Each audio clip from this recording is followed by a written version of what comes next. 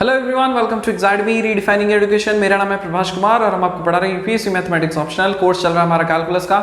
इस वाले लेक्चर में हम लोग इम्प्रॉपर इंटीग्रल्स को ही देखेंगे और ये लास्ट लेक्चर होगा इम्प्रॉपर इंटीग्रल्स का। हेडिंग लिखो, यहाँ पे कुछ इंपॉर्टेंट नोट्स है। आई होप प्रीवियस वाला कॉन्सेप्ट आपको काफी अच्छी तरह से क्लियर हो गया होगा। इस वाले लेक्चर में उसी को कंटिन्यू करते हैं। नोट लिखिए। पहला नोट बोल रहा है कि ये proper integral is always convergent, मतलब कोई भी एक प्रॉपर इंटीग्रल अगर होगा तो वो ऑलवेज कन्वर्जेंट होगा। दूसरा नोट है, अगर इंटीग्रेशन a से b fx dx is convergent at a, then integration a से c fx dx is also convergent at a where a is less than c less than b। Important है। क्या बोल रहा है कि मान लो कि आप इंटीग्रेशन कर रहे हो किसी फंक्शन का इन द इंटरवल a से b के बीच में। अगर ये वाला इंटीग्रल अगर a पॉइंट पे कन्वर्जेंट है ना, तो ये इस पॉइंट पे भी कन्वर्जेंट होगा, मतलब इंटीग्रेशन a से c fx dx भी कन्वर्जेंट होगा a पॉइंट पे ही। अगर इंटीग्रेशन a से b fx dx कन्वर्जेंट है तो इंटीग्रेशन a से c fx dx भी कन्वर्जेंट होगा। कंडीशन ये होनी चाहिए कि जो c अपर लिमिट है वो a और b के बीच में ही लाई करे। तीसरा, इफ इंटीग्रेशन a से b fx dx is convergent at a and अगर ऐसा है देन इंटीग्रेशन a से b k times fx dx is also convergent at a where k is any constant. तो अगर फंक्शन में कोई कांस्टेंट भी मल्टीप्लाई करते हो तो कोई फर्क नहीं पड़ता, वो फंक्शन भी आपका कन्वर्जेंट ही होता है। तो तीन इंपॉर्टेंट नोट्स हैं। पहला कि अगर प्रॉपर इंटीग्रल है तो वो ऑलवेज कन्वर्जेंट होता है। दूसरा, इंटीग्रेशन a से b कन्वर्जेंट अगर a पॉइंट पे है तो इंटीग्रेशन a से c fx dx भी कन्वर्जेंट a पॉइंट पे ही होगा। कंडीशन ये होनी चाहिए कि c जो है अपर लिमिट ये a और b के बीच में होना चाहिए। दूसरा, फिर लास्ट वन है कि इंटीग्रेशन a से b fx dx कन्वर्जेंट होगा a पॉइंट पे, तो k times fx dx limit change नहीं किया लेकिन कांस्टेंट से मल्टीप्लाई किया तो ये भी कन्वर्जेंट होगा, provided k is any constant. अब आता है कंपैरिजन टेस्ट।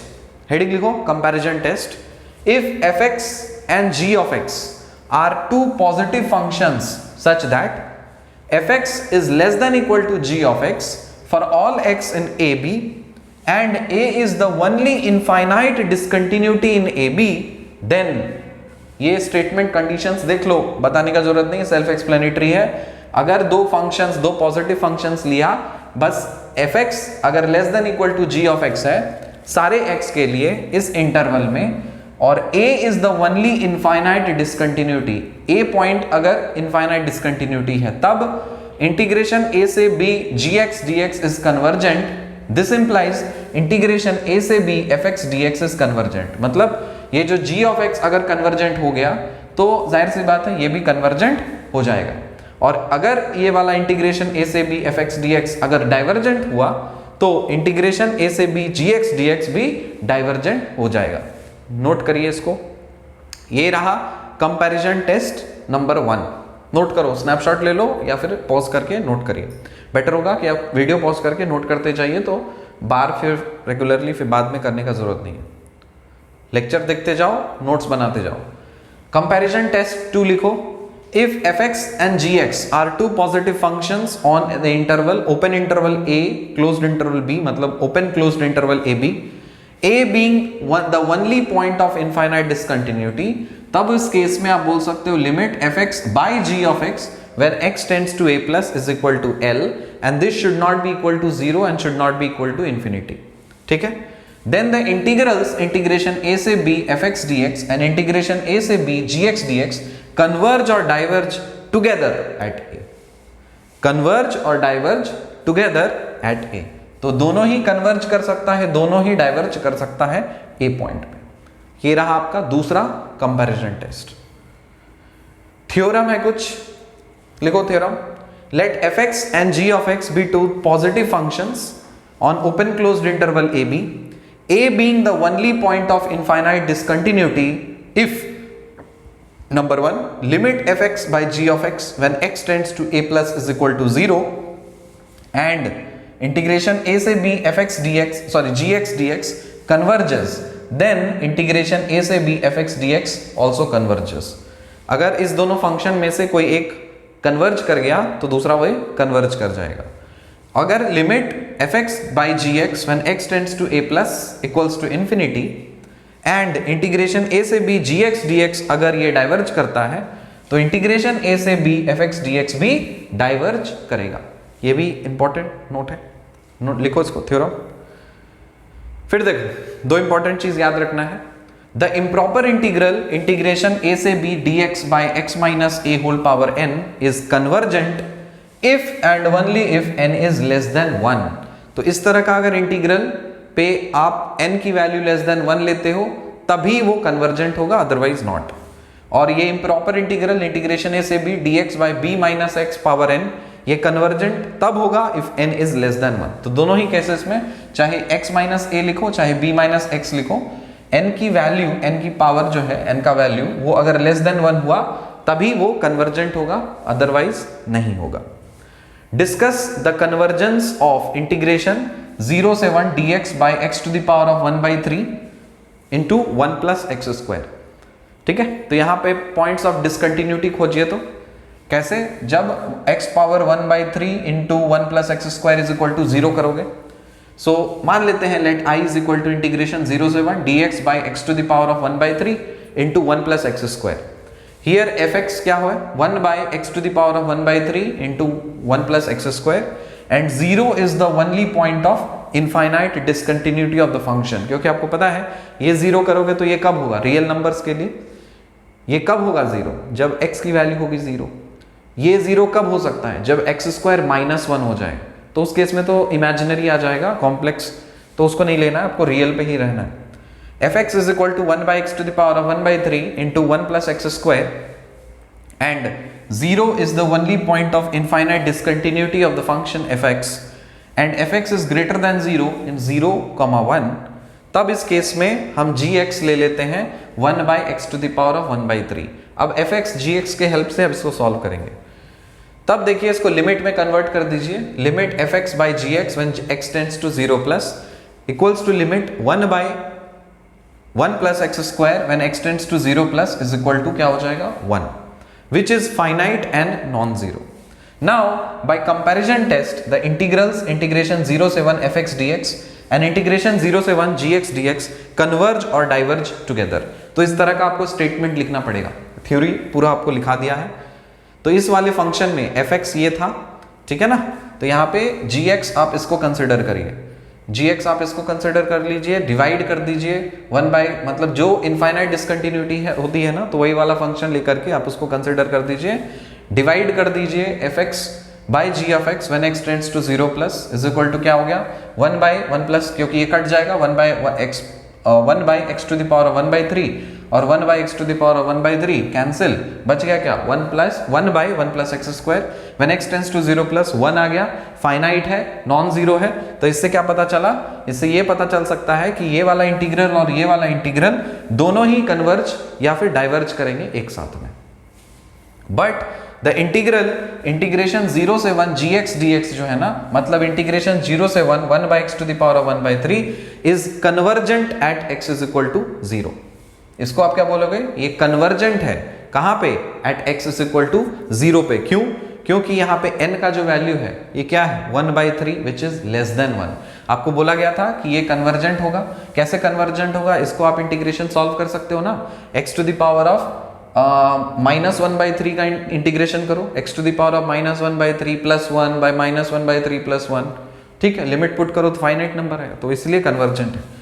इंटीग्रेशन 0 से 1 fx dx is equal to integration 0 से 1 by x to the power of 1/3 into 1 plus x square is also convergent. तो इसीलिए कंपैरिजन टेस्ट से आपने इसको सॉल्व किया है। फिर से देखो सॉल्व करने का तरीका, कंपैरिजन टेस्ट से इसको सॉल्व कर रहे हैं, डायरेक्टली मुझे नहीं पता, हम इसको कुछ कंसिडर कर दे रहे हैं।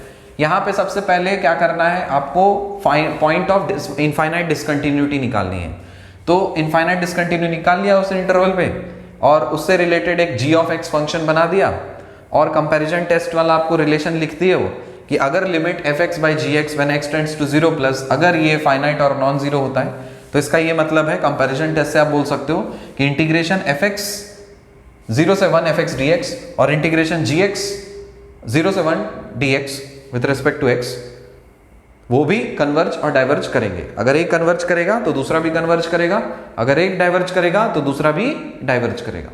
तो यहाँ पे आपने देखा कि gx है ये कन्वर्ज कर रहा है, अगर gx कन्वर्ज कर रहा है तो जाहिर सी बात है fx भी कन्वर्ज करेगा, तो क्योंकि आपने ये fx कंसिडर किया था। समझ में आया ना। अगला देखिए, test the convergence of the integration 0 से 1 log x by root under 1 minus x square dx। तो हम मान लेते हैं let i is equal to integration 0 से 1 log x by root under 1 minus x square dx। यहाँ पे इस चीज को आप फंक्शन कंसिडर करिए। So let's fx is equal to log x by root under 1 minus x square। Here 0 is the only point of infinite discontinuity in 0 1 and fx is negative in 0 1। We replace fx by minus f(x)। तो आप यहाँ पे minus F of x ले लीजिए। So minus लिख सकते हो log x by root under 1 minus x square greater than 0 in 0 1। Take gx is equal to 1 by root x, इसलिए ताकि आप इसको इस तरह से लिख पाओ। So limit minus f x by g of x. देखिए यहाँ पे एक कंडीशन हुआ करता था कि दोनों ही पॉजिटिव फंक्शन होने चाहिए। मैं देखो यहाँ पे एफ एक्स ग्रेटर देन 0 होना चाहिए, लेकिन यहाँ पे आपका जो फंक्शन है ना एफ एक्स ये लेस देन 0 है। पुट करके देखो लेस देन 0 आएगा, तो इसको पॉजिटिव बनाना है हमें। Here 0 is the only point of infinite discontinuity in 0 1 and fx is negative in 0 1। ये जो इस इंटरवल में अगर 0 1 इस इंटरवल में अगर कोई वैल्यू डालोगे तो इसकी निगेटिव वैल्यू आएगी। वैसा नहीं चाहिए, आपको पॉजिटिव फंक्शन ही चाहिए। तो निगेटिव फंक्शन है, इसको पॉजिटिव बनाने के लिए क्या करोगे, माइनस से मल्टीप्लाई करोगे, इसीलिए माइनस से रिप्लेस किया गया। समझ में आया नहीं है। तो अब ये माइनस एफ एक्स को आप लिख सकते हो क्या,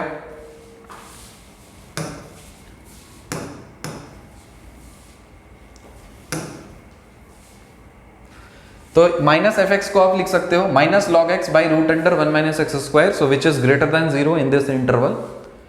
यहां पे आप g ऑफ x को क्या ले लीजिए 1 बाय रूट अंडर x, इसलिए ताकि आप इसको आप यूज कर पाओ। So limit minus f x by g of x when x tends to 0 plus is equal to limit of minus root x log x by root under 1 minus x square when x tends to 0 plus. अब क्योंकि आपको ये चीज काफी अच्छी तरह से पता है कि limit x to the power of n log x when x tends to 0 plus ये 0 होता है if n is greater than 0। तो ये रिलेशन याद रखिएगा। इसी के हेल्प से कंपैरिजन टेस्ट लगाइए और आप बोल सकते हो by comparison test if the integral integration 0 से 1 gx dx कन्वर्ज कर रहा है तो डेफिनेटली ये वाला फंक्शन को भी कन्वर्ज करना पड़ेगा। अगर ये वाला फंक्शन कन्वर्ज कर रहा है तो उसके साथ माइनस लगाओ प्लस लगाओ, क्या फर्क पड़ता है। और आपको टेस्ट करना था फंक्शन एफ एक्स का, तो इसीलिए क्योंकि ये कन्वर्ज कर रहा है इसलिए ये कन्वर्ज कर रहा है, और ये कन्वर्ज कर रहा है तो एफ एक्स भी कन्वर्ज कर रहा है। अब इंटीग्रेशन 0 से 1 gx dx को आप देख सकते हो, इंटीग्रेशन 0 से 1 by x to the power 1/2 ये भी कन्वर्ज कर रहा है। क्यों? क्योंकि 1/2 इज लेस देन 1, इसलिए आप बोल सकते हो hence the integral this is convergent.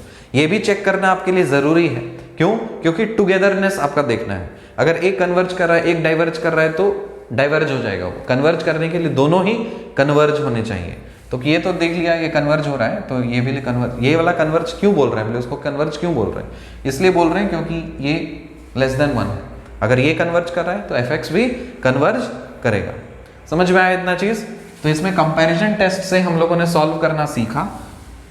अब इम्प्रॉपर इंटीग्रल में एब्सोल्यूट कन्वर्जेंस का एक और कॉन्सेप्ट आता है, इसको देखते हैं हम लोग। The improper integral integration a से b fx dx is said to be absolutely convergent if integration mod of f of x dx is convergent. तो एब्सोल्यूट वैल्यू मतलब मॉड लगाना है।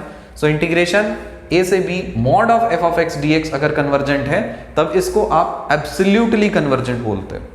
थ्योरम क्या है? थ्योरम बोल रहा कि every absolutely convergent integral is convergent, that is if integration a से b mod of f of x dx अगर कन्वर्जेंट है a पॉइंट पे तो बाय डिफॉल्ट इंटीग्रेशन a से b fx dx भी कन्वर्जेंट होगा a पॉइंट पे। Note the converse of this theorem need not to be true, that is a convergent improper integral need not to be absolutely convergent. Such integrals are called conditionally convergent integrals। मतलब उल्टा नहीं हो सकता, उल्टा आप नहीं बोल सकते कि ये तो स्टेटमेंट सही है कि जो मॉड में लगा करके अगर आप फंक्शन पे कन्वर्जेंट चेक कर रहे हो तो मॉड वाला कन्वर्जेंट अगर है तो नॉर्मल फंक्शन भी कन्वर्जेंट होगा 100%। लेकिन अगर कोई नॉर्मल फंक्शन आपका कन्वर्जेंट है तो जरूरी नहीं कि उसका एब्सोल्यूट फंक्शन भी कन्वर्जेंट हो, ठीक है, वो जरूरी नहीं। जैसे बोला कि test the convergence of integration 0 से 1 sine 1 by x root x d x. तो यहाँ पे हम एक काम करते हैं, लिख देते हैं let i is equal to integration 0 से 1 sine 1 by x by root x d x. यहाँ पे इसको एफ एक्स मान लीजिए, f x is equal to sine 1 by x root under x does not keep the same sign in the neighborhood of 0 and 0 is the point of infinite discontinuity of fx in 0, 1। तो यहाँ पे जैसे को लगा ना, तो plus minus वगैरह इस तरह से सेम साइन नहीं रह सकता, इसीलिए आप क्या करोगे, ऐसे फंक्शंस के लिए आप मॉड लगाना पड़ता है। तो जब आप मॉड लगा लो, जब मॉड लगाओगे तो मॉड लगा सकते हैं, मॉड आप चेक करो, अगर मॉड कन्वर्जेंट हो गया तो ये कन्वर्जेंट होगा, अगर मॉड डाइवर्जेंट हो गया तो ये भी डाइवर्जेंट होगा, इसीलिए ये एब्सोल्यूट कन्वर्जेंस चेक किया जाता है। So mod of f of x is equal to mod of sine 1 by x by root under x is equal to mod of sine 1 by x by root under x should be less than equal to 1 by root under x, क्योंकि आपको पता है mod x कुछ लिखोगे तो less than ही होता है, so less than equal to 1 by root under x, इसको आप g ऑफ x मान लीजिए फॉर एग्जांपल। अब इंटीग्रेशन 0 से 1 gx dx is equal to integration 0 से 1 by root under x dx, ये कन्वर्जेंट है at x is equal to 0। क्यों? क्योंकि इसका पावर देखिए, पावर क्या है 1 by 2, 1 by 2 is less than 1। आपको सिखाया कि अगर पावर लेस देन 1 होता है तो कन्वर्जेंट होता है, क्योंकि ये g ऑफ x कन्वर्जेंट है तो जाहिर सी बात है इंटीग्रेशन 0 से 1 mod of f of x dx ये भी कन्वर्जेंट होगा, कहां पे, एट 0। इसीलिए आप बोल सकते हो hence the given integral integration 0 से 1 sin 1 by x by root x dx converges absolutely at 0, क्योंकि एब्सोल्युटली कन्वर्जेंट हो रहा है। अब लास्ट टॉपिक है हमारे पास conversion test for convergence at comparison test for convergence at infinity. Infinity पे कैसे कन्वर्ज करें, तो एक पहला टेस्ट है कंपैरिजन टेस्ट नंबर 1, लिखिए इसको। If f of x and g of x are two positive functions, फिर से माइंड कर लीजिए दोनों ही पॉजिटिव फंक्शंस होने चाहिए, such that fx is less than equal to g of x, less than होना चाहिए for all x less greater than equal to a, then integration a से infinity fx dx converges if integration a से infinity gx dx converges and integration a से infinity gx dx diverges if integration a से infinity fx dx diverges। Clear है ये? काफी अच्छे तरह से आपको ये समझ में आना चाहिए, नोट करते जाइए जी। अगर ये वाला कन्वर्जेंट है तो fx भी कन्वर्जेंट होगा, और fx अगर कन्वर्जेंट है डाइवर्जेंट है तो gx भी डाइवर्जेंट होगा। दूसरा कंपैरिजन टेस्ट है आपके पास, if fx and gx are two positive functions on this interval such that limit fx by gx when x tends to infinity is equal to L, where L is non-zero and finite, then the two integrals integration a से infinity fx dx and integration a से infinity gx dx converge और diverge together। अगर converge कर रहेगा तो दोनों ही converge करेगा, अगर डाइवर्ज करेगा तो दोनों ही डाइवर्ज करेगा। पहला, इसीलिए ये जो लिमिट लगा करके टेस्ट करते हैं ना, तो इसीलिए वो उसको कंपैरिजन टेस्ट बोला जाता है, क्योंकि दो फंक्शंस को आप कंपेयर कर रहे हो। So limit fx by gx when x tends to infinity is equal to 0 and integration a से infinity gx dx converges, then integration a से इंफिनिटी fx dx कन्वर्ज करेगा। नोट करिए इसको। और थर्ड वाला है आपके पास limit fx by gx when x tends to infinity, अगर मान लीजिए इंफिनिटी आया, तीन केसेस हो रहे हैं, एक नॉन जीरो फाइनाइट, एक जीरो और एक इंफिनिटी। इसके साथ में इसको भी देखना है, दोनों एक साथ सब चल रहा है। ये अगर इंफिनिटी आ रहा है और ये भी डाइवर्ज कर रहा है तो दोनों भी आप fx की भी डाइवर्ज बोलोगे। यहां पे कोई फाइनाइट नंबर आ रहा है, ठीक है, तो आप बोल सकते हो कि दैट इंटीग्रल्स ये और ये दोनों ही कन्वर्ज और डाइवर्ज टुगेदर करेंगे। अगर इस लिमिट की वैल्यू अगर 0 आ रही है और एक कन्वर्ज कर रहा है तब उसको आप कन्वर्जेंट बोलेंगे, और अगर एक इंफिनिटी आ रही है और दूसरा डाइवर्ज कर रहा है तो दोनों को ही आप इसको fx को भी आप डाइवर्ज बोलेंगे। नोट करना है ये कि the improper integral integration a से infinity dx by x to the power of n when a is greater than 0 converges if and only if n is greater than 1। देखो यहाँ पे पहले क्या था, 0 से 1 के बीच में था तो n का वैल्यू लेस देन 1 होना चाहिए था कन्वर्जेंट होने के लिए, लेकिन अगर a से इंफिनिटी है तो n का जो वैल्यू है वो ग्रेटर देन 1 होना चाहिए, तब कन्वर्जेंट होगा। और डाइवर्जेंट कब होगा, जब n की value less than equal to 1 होगी। करके देख लो ना, x की वैल्यू 1 रखो, सो 1 बाय x का इंटीग्रेशन क्या होता है, log x का ला डालो, इंफिनिटी गया गया गया, फिर x to the power of -1 ले लो, -1 का इंटीग्रेशन क्या हो जाएगा, x to the power of -1 + 1 by इस तरह से करके होगा, तो ये भी डाइवर्ज होगा। ठीक है, एक आखिरी question, discuss the convergence of integration 1 से infinity x by root under x power 8 + 1 dx। तो यहाँ पे मान लेते हैं let i is equal to integration 1 से infinity x by root under x power 8 + 1 dx। fx इसको कंसिडर करिए, so fx is equal to x by root under x power 8 + 1। इसको आप काट छाट करके लग सकते हो x by x to the power of 4 root under 1 + 1 by x to the power of 8। इसको आप लिख सकते हो 1 by x to the power of 3 into root under 1 + 1 by x to the power of 8। यहाँ पे आप इसको 1 बाय x पावर 3 को आप gx कर दीजिए ताकि डिवाइड जब करें तो कैंसिल हो जाए। So that limit fx by gx when x tends to infinity is equal to limit 1 by root under 1 + 1 by x to the power of 8 when x tends to infinity is equal to 1। बस ये 0 और infinity नहीं होनी चाहिए।